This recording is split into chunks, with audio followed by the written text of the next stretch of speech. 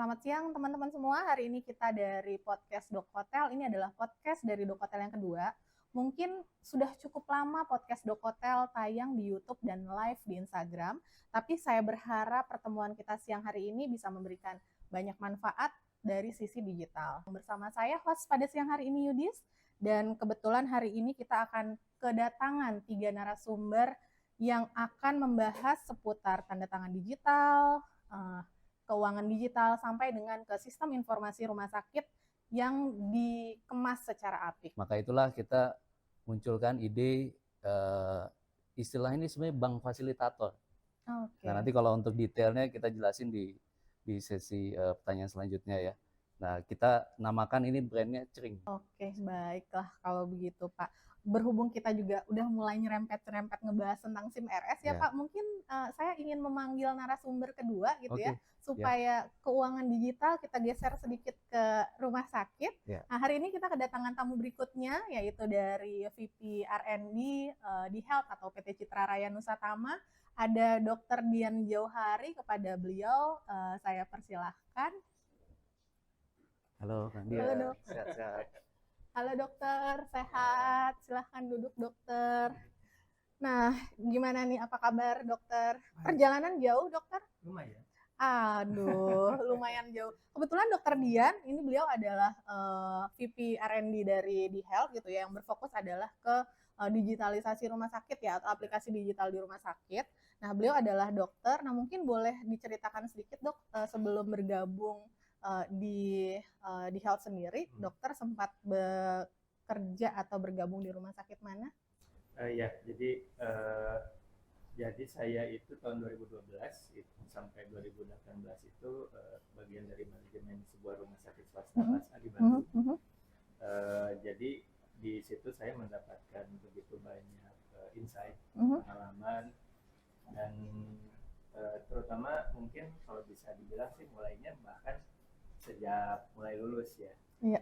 Jadi waktu pas lulus mulai praktek itu gitu kan, ternyata saya baru sadar bahwa setengah pekerjaan saya itu adalah entry data.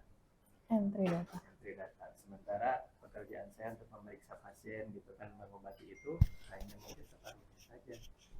Nah, jadi pada saat itu akhirnya setelah, dan ternyata kan berkasnya banyak ya. Jadi ada rekam medis, kemudian kalau pasiennya pasien asuransi jadi makin banyak. Dan ternyata pada saat di rumah sakit ada begitu banyak berkas, jadi setiap orang itu tenggelam dalam berkasnya sendiri gitu. Jadi lebih banyak ngurusin berkas daripada ngurusin pasien akhirnya dok ya? Akhirnya begitu. Itu yang membuat satu keresahan, dan akhirnya bertemu dengan teman-teman di Health gitu kan, dan akhirnya kita mengembangkan sebuah sistem yang sistem informasi manajemen rumah sakit gitu kan, yang mudah-mudahan bisa membantu memudahkan pekerjaan teman-teman di pelayanan kesehatan supaya lebih mudah dan lebih manusiawi. Oke, kalau begitu terima kasih sudah bergabung dengan kita gitu ya, khususnya terima kasih sudah bergabung dengan di Health Dok gitu ya. Kenapa? Karena kelihatannya dengan bergabungnya dokter, akhirnya mungkin nanti yang akan kita bahas di belakang, di Health bisa membuat suatu aplikasi yang end to end itu berguna dan bermanfaat bagi rumah sakit gitu ya. Kalau misalkan kita lihat ke peraturan Kemenkes tahun 2013 nomor 82 dok, di mana setiap rumah sakit sudah mulai diwajibkan harus menggunakan SIM RS atau sistem informasi manajemen rumah sakit, gitu ya. Nah, pengertian SIM RS sendiri menurut dokter itu apa sih sebenarnya? Apakah sistem sebatas antrian aja atau apa? Jadi itu sebenarnya sebuah sistem yang membantu pelayanan kesehatan.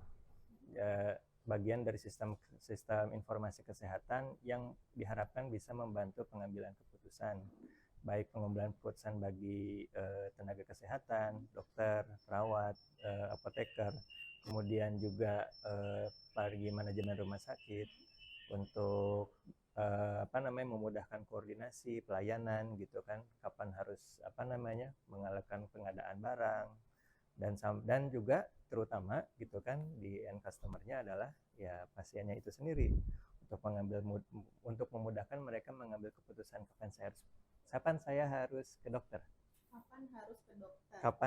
Kapan saya bisa membuat janji dengan dokter, kapan saya harus datang ke rumah sakit, kapan saya bisa ambil obat, kapan saya harus periksa gitu kan, sehingga memberikan kepastian yang pada akhirnya memudahkan untuk untuk menjalani hidup gitu kan, sehingga tidak menghabiskan waktu ngantri dari pagi-pagi sampai sore di rumah sakit.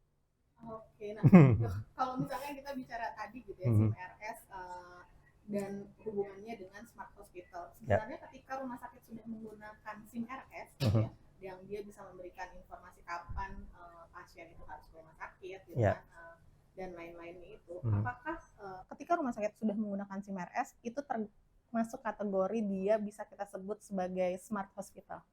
Nah, smart hospital itu bisa dibilang digitalisasi itu adalah sebuah langkah awal.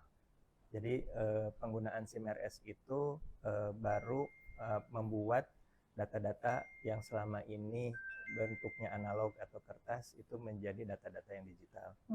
Nah, data-data digital itu oleh SIM RS harus bisa diolah untuk menjadi sebuah informasi yang berguna. Nah, kemudian informasi tersebut bisa digunakan untuk menjadi dasar dari analisis. Nah, smart hospital itu kemudian menggunakan data-data tersebut untuk memudahkan analisis, dan kedepannya gitu kan bahkan bisa membuat prediksi. Buat prediksi, buat tren gitu kan. Oh, sepertinya bulan depan bakal banyak kunjungan untuk kasus ini. Misalkan DBD gitu ya. Betul. Makanya rumah sakit akan mulai bersiap gitu ya. Untuk siapkan rawat inap, siapkan obat-obatan, siapkan infus gitu kan, bahkan untuk menyiagakan juga dokter-dokter yang bersangkutan gitu kan, supaya mereka juga lebih aware gitu ya, dan juga membuat awareness campaign gitu kan kepada pasien gitu kan,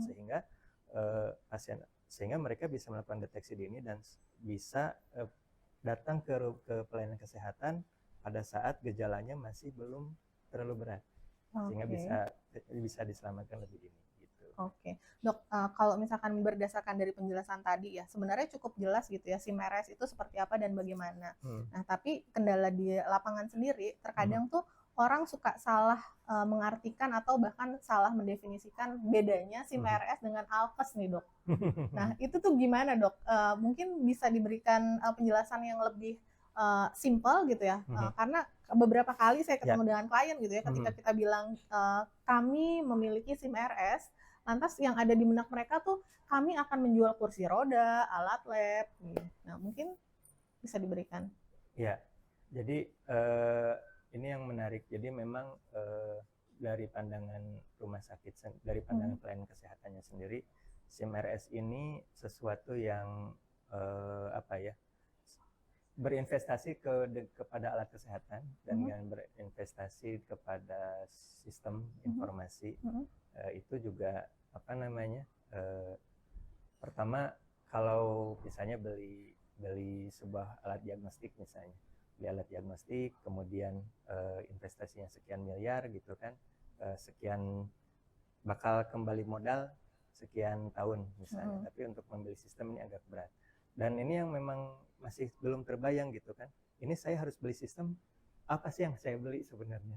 Software gitu kan, software itu apa gitu kan. Dan ini mungkin ya kita harus lakukan edukasi terus menerus gitu kan. Mereka belum tahu kemudahannya bahwa sistem ini sebenarnya bisa mulai dari antrian gitu ya dok ya. Iya, jadi mulai dari sejak dari sejak membantu memastikan kedatangan pasien, bisa membantu memastikan untuk kapan dia bisa mendapatkan obat, kapan mendapatkan kamar rawat inap dan sebagainya. Artinya kalau misalkan bisa membantu untuk memastikan kapan kedatangan pasien, apakah ini bisa saya katakan daftar pun bisa melalui SIM RS atau aplikasi di Health tadi gitu ya? Artinya sebelum dia berangkat dari rumah dia sudah bisa melakukan pendaftaran? Betul. Jadi di sini kami ketika kami mengembangkan di Health itu kami berpikir tidak hanya sekedar pasien itu mulai dihitung mulai baru diproses pada saat dia menginjakkan kaki di rumah sakit, tapi sejak di rumah gitu kan, sejak di rumah akan datang itu tuh bisa mendaftar, kemudian bisa memilih dokter, kemudian bisa kemudian bisa booking. Artinya udah nggak perlu antri lagi Udah ya nggak dok? perlu antri lagi, Jadi sehingga udah sakit nggak perlu ngantri tambah sakit gitu ya? iya, jadi dan di situ juga kan bisa lebih efisien datang ke sana, nggak lama nunggu, harus bisa ketemu dokter. Di situ Sudah juga langsung tertangani? dan di situ juga bagi rumah sakit akan memudahkan karena lahan parkir. Oke, artinya datang pas di Datang jamnya gitu datang ya? pas di jamnya gitu kan, parkir juga tidak terlalu lama, parkir tidak banyak dipenuhi oleh orang-orang yang sebenarnya menunggu. Gitu kan. Jadi bisa datang langsung berobat, langsung dikasih obat atau langsung ada pemeriksaan lanjutan gitu kan. Selesai urusan bisa langsung pulang. Parkir lebih singkat, bisa diperkirakan. Jadi lebih efisien. Ketika kita di rumah sakit nih, contohnya saya sakit, saya ke rumah sakit, atau ketika kemarin anak saya misalkan dirawat gitu ya, kan ada berbagai macam tindakan dan ada berbagai proses yang saya lalui di dalam rumah sakit gitu ya. Nah, dengan adanya SIM RS ini, apakah proses-proses kayak kunjungan dokter, lantas rekam medis ketika saya sakit, lantas sampai dengan ke obat, itu semua sudah dalam bentuk digital atau bagaimana dok? Ya, jadi begini,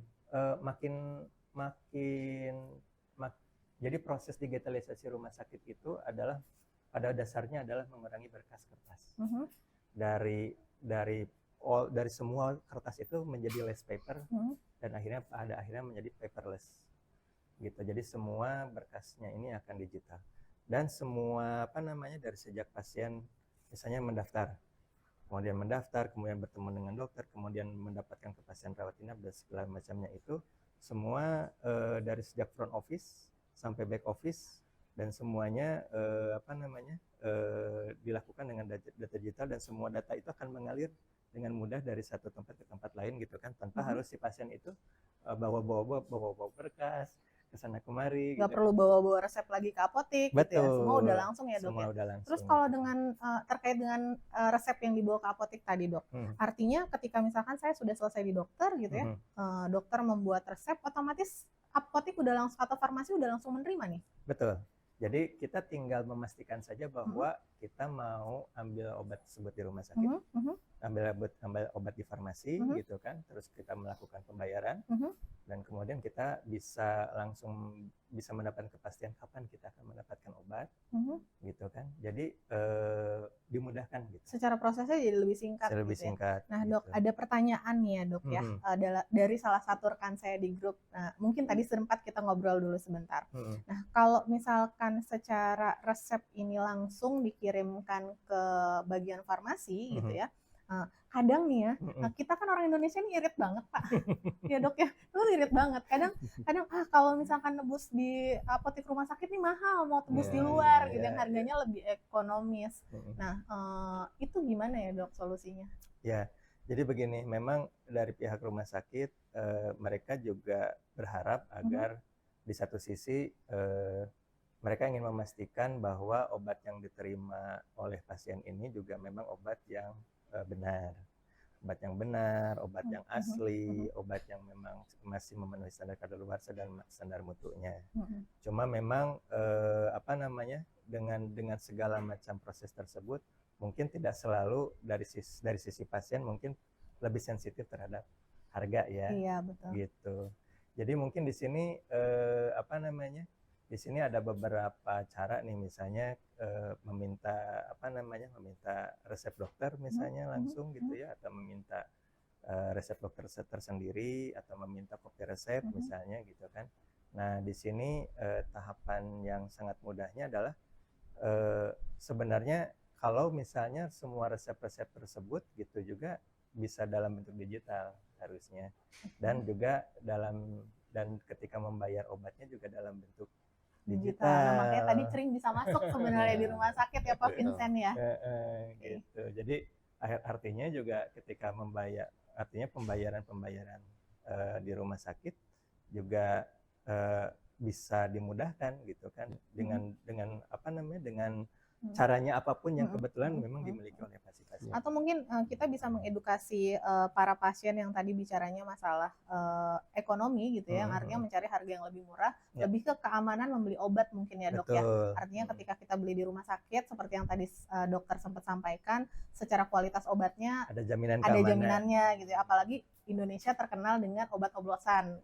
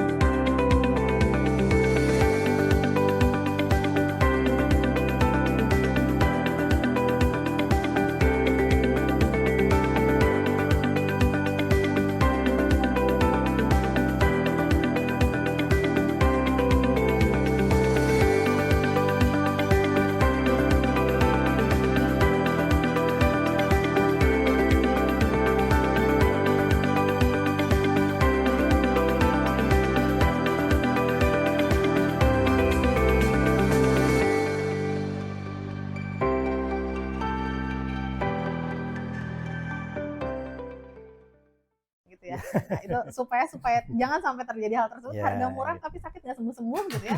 Lebih disarankan belinya langsung di rumah sakit terkait Ya, gitu ya. iya. Lantas kalau merujuk tadi dokter sempat nyinggung terkait dengan pembayaran juga udah mulai geser ke digital nih, Dok. Ya. Nah, Ya. artinya akan ada peran serta CRING gitu ya di industri rumah sakit supaya proses pembayaran dari si pasien bisa dilakukan dalam bentuk digital, nggak perlu lagi antri di kasir. Betul. Nah, untuk pembayaran BPJS atau asuransi berarti memungkinkan ada di dalam layanan CRING juga atau terpisah sendiri di SIM RS nantinya, Pak? Kalau BPJS mungkin terpisah ya. Terpisah ya? Biasanya untuk pribadi ya. Heeh. Jadi Jadi lebih ke pribadi. ya, jadi pribadi nanti ketika ke kasir ya itu bisa dilayani mungkin dengan salah satunya QR. Tadi. Oh, oke. Jadi ke kasir tetap menggunakan Ya. QR gitu ya. Karena kalau salah dua dari pertanyaan yang sudah masuk gitu ya, Iya. sebenarnya harapan dari mereka dengan adanya digitalisasi Ya. dari sisi keuangan sampai dengan ke sistem informasi rumah sakit Ya. gitu ya, akan jadi end-to-end solution di mana pembayaran pun dalam genggaman. Jadi kayak mereka Betul. nggak perlu lagi nih ngantri kasir, cukup Betul. tinggal transfer aja gitu Iya, kan. Atau betul. kalau misalkan BPJS ya tinggal klaim di situ. Kalau ada Iya. kalau ada excess klaim tinggal transfer. Ya, Nah, betul. memungkinkan nggak sih saat ini? Ya, memungkinkan kalau menurut saya. Jadi karena saya juga mungkin pernah ini ya, Ya. kita di Health juga bahwa ke depan memang akan ada apps untuk user. Betul. Ya. Nah, ketika nanti ada apps untuk user, itu nanti mungkin bisa muncul tadi misalkan ada resepnya, terus nanti juga bisa memilih bayarnya gitu. Nah, itu yang nanti bisa kita kolaborasi sama-sama ya. Nah, itu masalahnya BPJS. mungkin sekarang makin kesini orang tuh makin agak sungkan untuk banyak aplikasi di handphone-nya. Handphone. Nah, itu yang saya lihat gitu kan, Ya. akhirnya orang-orang malah pengen memanfaatkan aplikasi yang udah ada, misalkan kayak WhatsApp misalnya. Oh, Nah, oke. iya, jadi di situ kayak semua proses bersentuhannya ya, interaksi dengan rumah sakit, interaksi dengan keuangan segala macam, itu kalau bisa sih pengen udah pakai WhatsApp aja lah. Pakai WhatsApp gitu. semua gitu. Tapi ya. kalau dari sisi keuangan digital udah bisa nggak sih kalau misalnya transaksi keuangan itu lewat satu platform seperti WhatsApp atau Telegram? Sebenarnya kalau untuk misalkan konsultasi ya, telekonsultasi mungkin sudah bisa. Tapi secara regulasi Tapi kalau keuangan untuk digital masih belum ya, Pak ya? pembayaran memang karena WhatsApp juga ya secara regulasi belum betul. ada fisik cloud-nya ya di Indonesia. Memang itu masih belum saat ini ya. Dan Tapi sepertinya di belakangnya juga beda ya sisi Ya, keamanannya ya, Pak ya. betul. Kalau Mungkin keuangan banyak- kan harusnya lebih aman ya, Pak. Ya kalau di kejadian saat ini kan memang WhatsApp dipakai buat mancing gitu, phishing Iya, gitu iya ya. betul. Kasih SDK, kasih Betul. Terus undangan, klik gitu kan. klik gitu kan. Nah, jadi sebenarnya itu yang masih ada kelemahan lah di WhatsApp. Jadi itu kenapa kayak di keuangan digital kita lebih banyak justru malah consumer itu menggunakan mobile apps. Justru malah akan hidup tuh di mobile apps seperti itu. Mungkin itu yang bisa kita masukkan juga nanti untuk pembayaran tadi. Iya, betul. Oke, baik kalau begitu. Nah, kalau tadi kan kita udah langsung berangkat ke belakang nih pembayaran gitu ya. Nah, kalau misalkan di sela-selanya tuh ada rekam medis. Nah, untuk di SIM RS di Health sendiri gitu ya, untuk data pasien dan rekam medis, ini apakah bisa diintegrasikan juga, lantas bisa diterima oleh pasien dalam bentuk digital, atau apakah itu hanya akan jadi konsumsi rumah sakit aja dan baru diberikan ke pasien ketika diminta, gitu? Atau? Ya, jadi dari Peraturan Menteri Kesehatan Nomor 24 tahun 2022 tentang rekam medis itu, jadi ini sebenarnya rekam medis itu punya pasien. Rekam medis itu punya pasien. Punya pasien. Artinya rumah sakit harus memberikan kopinya? Berkasnya punya rumah sakit. Oke, rekam medis punya pasien, berkasnya punya rumah sakit. Punya rumah sakit. Jadi intinya adalah pasien itu harus punya akses terhadap rekam medisnya. Dan dalam hal ini rumah sakit bisa membantu akses rekam medis pasien itu dalam bentuk resume rekam medis. Resume medis maksud saya. Resume medis. Nah, resume medis itu kita sebenarnya itu menjadi hak pasien dan diserahkan biasanya pada saat akhir periode rawat. Jadi, nah itu biasanya kalau di rumah sakit itu kan dalam bentuk dalam bentuk kertas. Dalam bentuk kertas diberikan kepada pasien gitu kan, yang nanti diharapkan dibawa pasien pada saat nanti dia akan untuk kontrol ya, pada saat follow up. Nah, masalahnya sering hilang, sering lupa. Nah, solusinya gimana nih, Dok? Nah, ini sebenarnya ini ada beberapa cara nih bagaimana kalau kita bentuk resume medisnya ini dalam bentuk digital. Nah, dalam bentuk digital gitu kan, di dalam bentuk berkas digital ini juga ada tanda tangan elektronik bersertifikat. Tanda tangan elektronik bersertifikat dan harus bersertifikat untuk yang ada di IMR. Ya, jadi sebenarnya gini, dapat dapat diberikan karena nanti lebih autentikasi dan lebih kuat dari secara legal gitu ya, karena tetap rekam medis ini juga digunakan juga untuk kepentingan legal, kepentingan hukum. Nah, di sini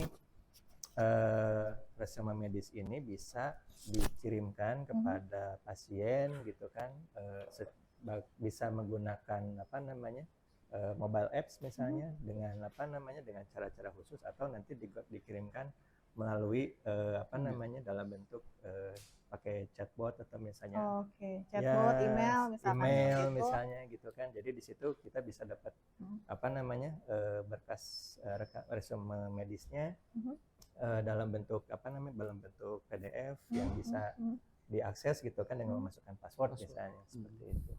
Nah dok, kalau misalkan kita lihat aplikasinya gitu ya, SIMRS yang udah sedemikian baiknya, yang bisa memudahkan pelayanan kepada pasien udah nggak perlu lagi antri, rekam medis sudah digital, pembayaran juga udah akan bergeser ke digital juga, jadi nggak perlu antri lagi di kasir, bahkan untuk ambil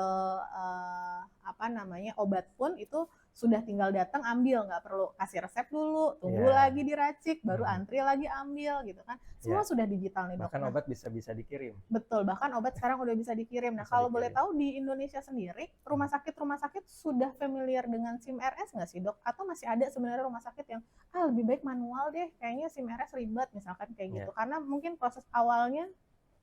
Ya, jadi menariknya begini, waktu pas sekitar mungkin mulai saya bergabung di Health itu, pada saat kita riset itu ternyata di tahun sekitar 2018 kita ngambil dari data Persi, itu ternyata dari 3.000-an rumah sakit itu baru hanya sepertiganya yang menggunakan SIMRS. Oke, berarti baru 1.000 nih yang pakai. Sekitaran segitu. Oke. Nah, jadi dan pada saat pandemi COVID itu juga itu yang menjadi sebuah trigger karena ternyata untuk mengambil data-data yang misalkan data ketersediaan rawat inap misalnya, ketersediaan kamar, ketersediaan tempat tidur, ketersediaan ICU, ventilator, dokter dan segala macam, ternyata sangat butuh sekali. Di situ triggernya. Jadi akhirnya sekarang mulai rumah sakit mulai mencari.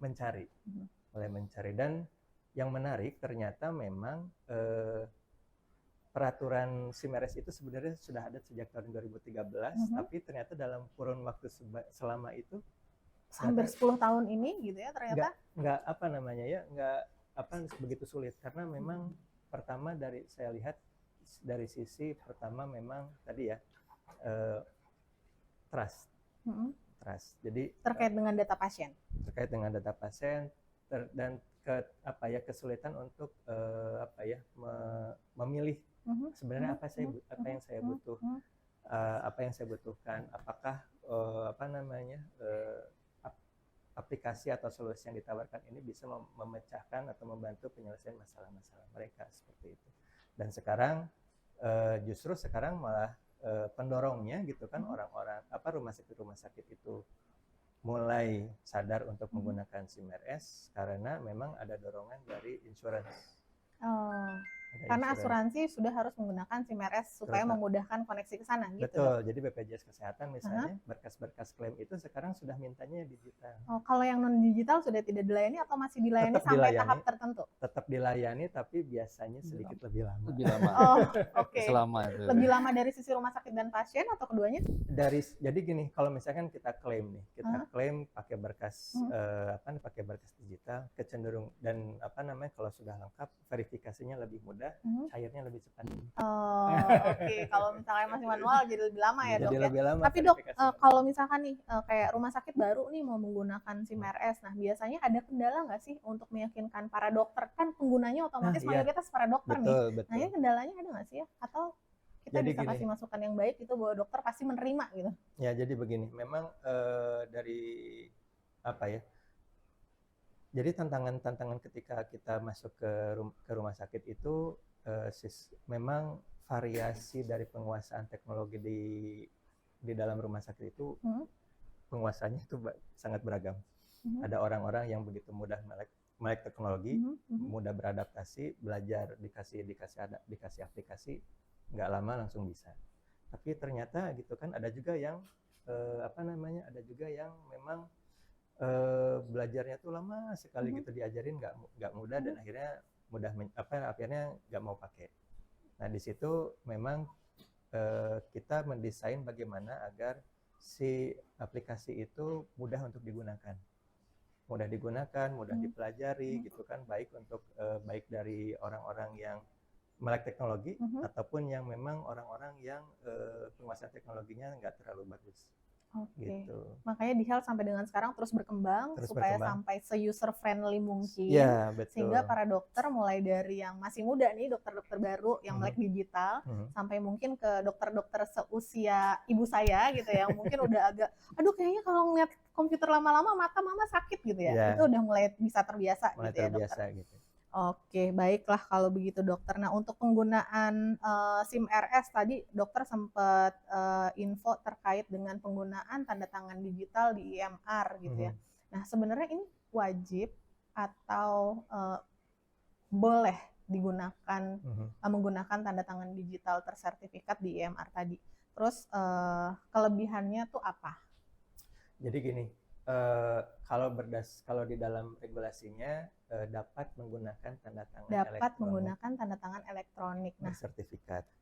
Nah, jadi di sini memang sifatnya bukan diwajibkan tapi dianjurkan. Sifatnya bukan diwajibkan tapi dianjurkan. Karena nah mungkin untuk jawabannya saya mengundang narasumber kita yang paling cantik hari ini. Beliau spesialis terkait dengan tanda tangan elektronik dari Tilaka. Beliau adalah CEO Tilaka, ada Ibu Debbie Saputra. Halo. Selamat datang Ibu cantik. Terima kasih loh sudah datang. Thank you. Yang kita sudah biasa itu kan tanda tangan basah. Gitu ya, di kertas tanda tangannya diedit ataupun dokumennya diedit itu kita bisa kelihatan. Artinya kalau misalkan saya daftar email baru pakai nama Pak Vincent gitu ya, lantas karena Pak Vincent CFO saya menandatangani surat pengeluaran uang, bisa?